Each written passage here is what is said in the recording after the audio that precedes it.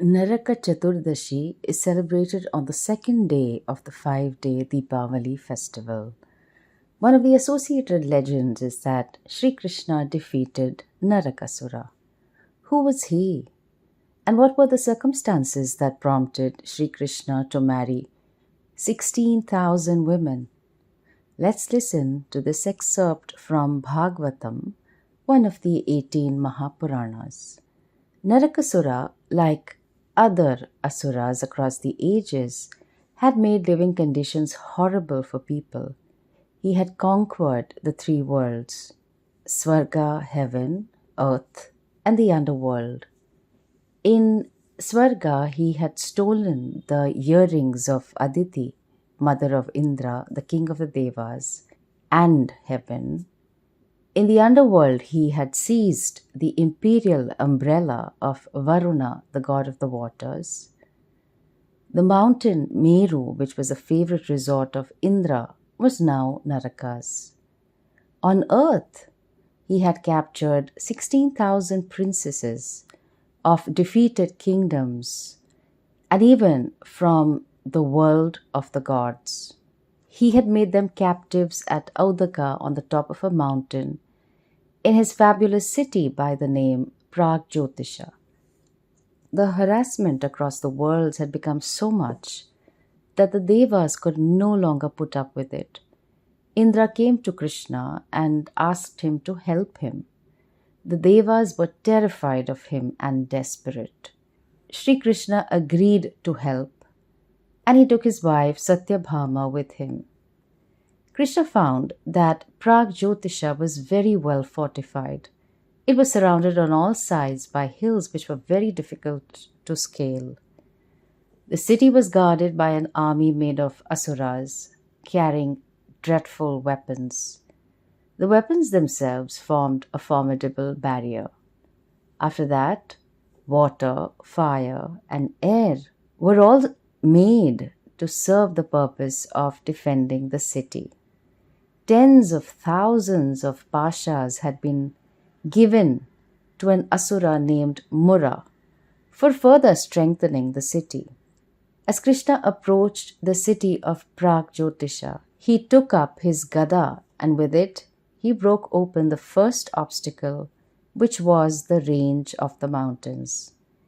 With his arrows, he broke through the defense made up of weapons. His discus, Sudarshana Chakra, destroyed the defense made up of water and air. With his sword, he snapped the pashas laid there by Mura. Krishna blew triumphantly on his conch, and the notes filled the minds of the people with terror. Krishna took up his gada again and split the fortress with it. When he heard the loud notes from Panchajanya, his conch, the asura by the name Mura woke up from his sleep.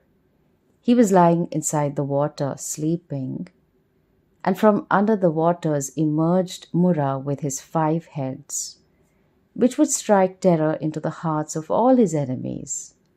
His form was glowing like the sun, an Agni at the end of the yuga.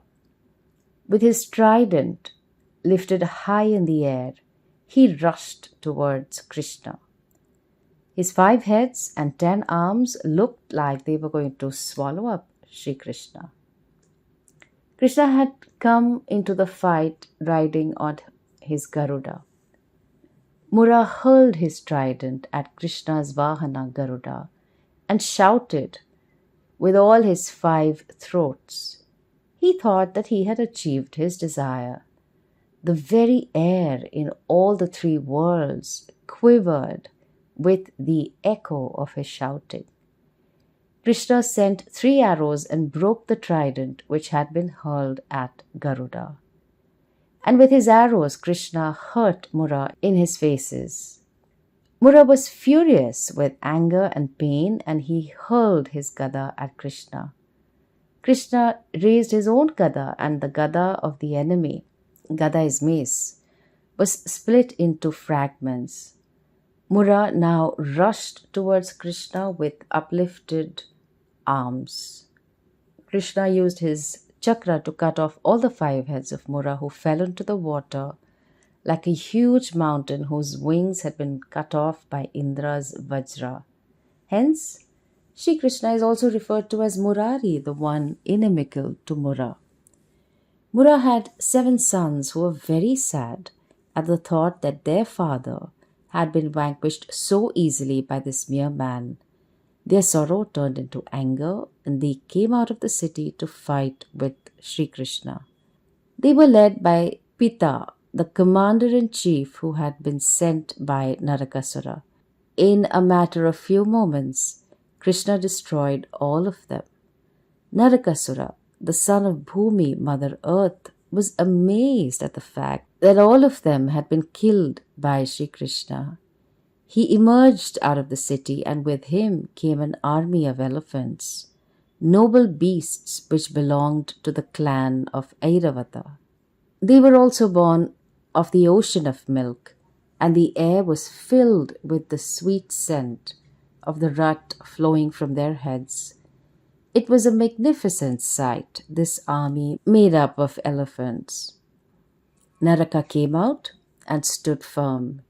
He looked around and saw Krishna seated on the Garuda, and with him was his wife Satyabhama.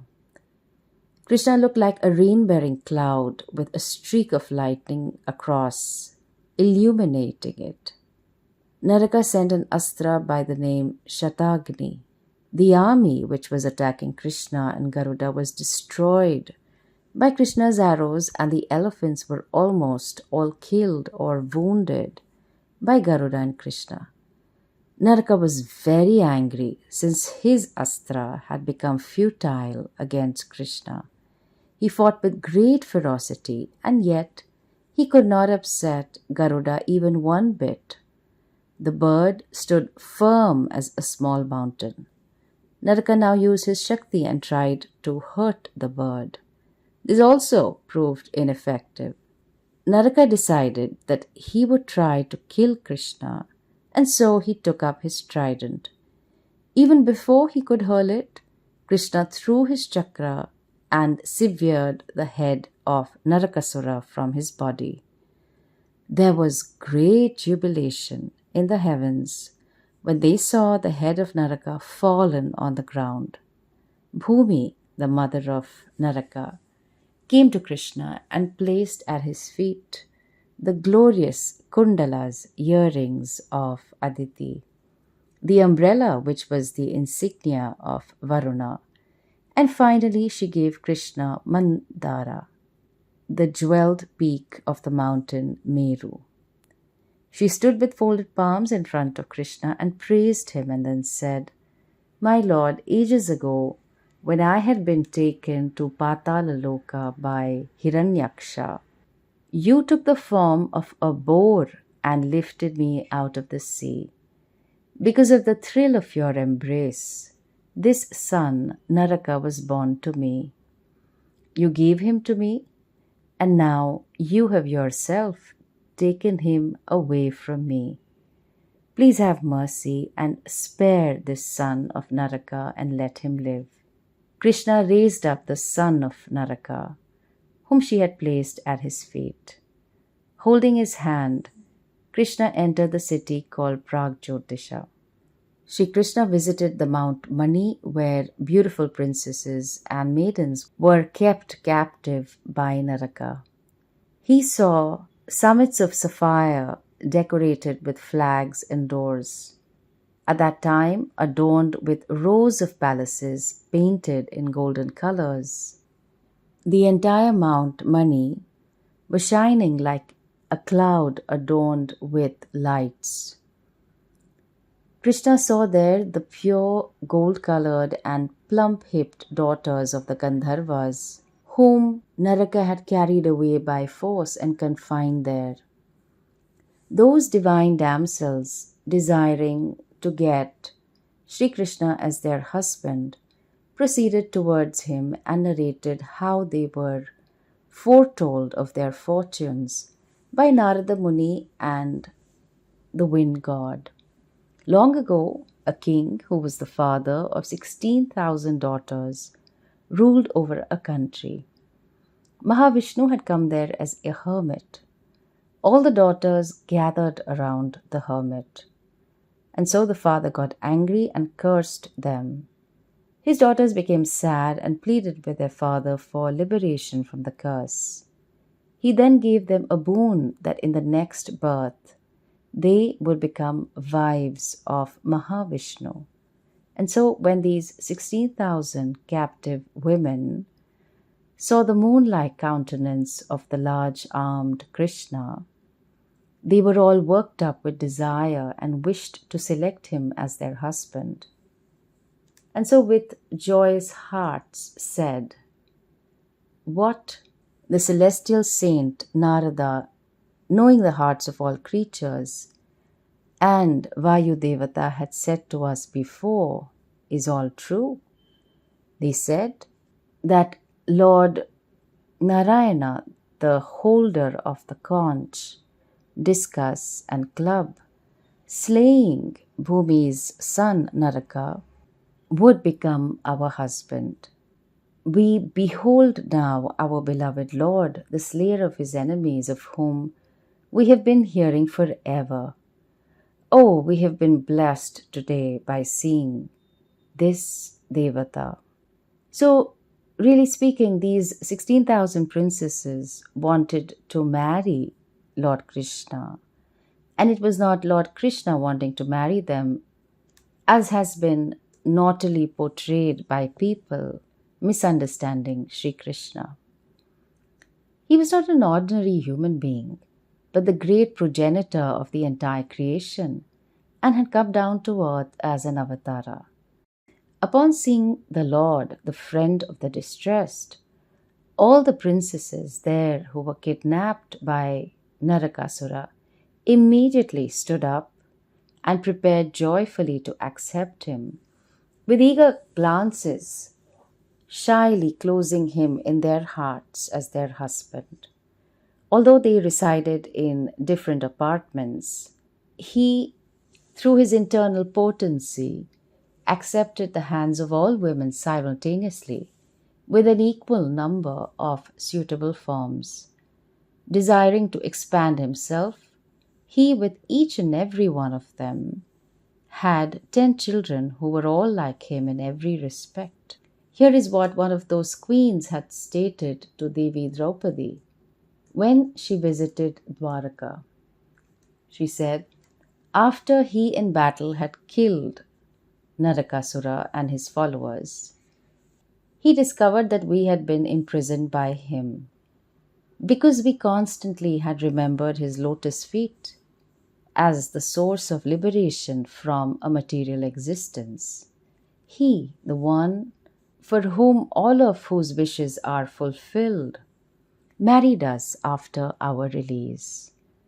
O saintly lady, we do not desire rulership over the earth or a heavenly kingdom, nor unlimited pleasures, nor mystical powers.